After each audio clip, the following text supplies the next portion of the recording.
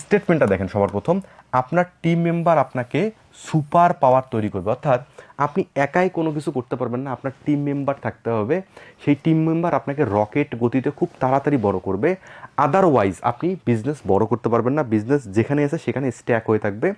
দেখেন, অসংখ্য উদ্যোক্তার সাথে আমার কথা হয়েছে, অসংখ্য বড় বড় শিল্পপতিদের সাথে আমার কথা হয়েছে, একটা জায়গায় গিয়ে প্রবলেম তাদের টিম তারা ঠিকমতো তৈরি করতে পারতেছে না, তাদের টিম তাদের প্রোডাক্টিভিটি বাড়াতে পারতেছে না। এবার দেখেন 2 নম্বর পাওয়ারফুল স্টেটমেন্টটা, আমি সাধারণত একটা পাওয়ারফুল স্টেটমেন্ট নেই, বাট 2টা এখানে দিতেই হবে।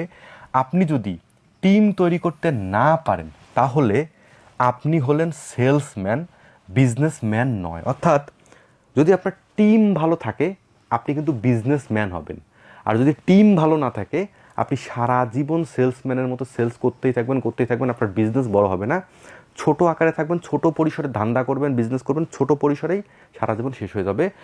টিম আনতে পারলে বিজনেস বড় হবে, টিম তৈরি করতে পারলে বিজনেস নেক্সট লেভেলে চলে যাবে। টিম তৈরি করতে পারলে আপনি শুধু বিজনেসম্যান হবেন না, একজন সত্যিকারের লিডার হবেন। তো এই স্টেটমেন্টটা অবশ্যই নোট করতে হবে, লিখতে হবে।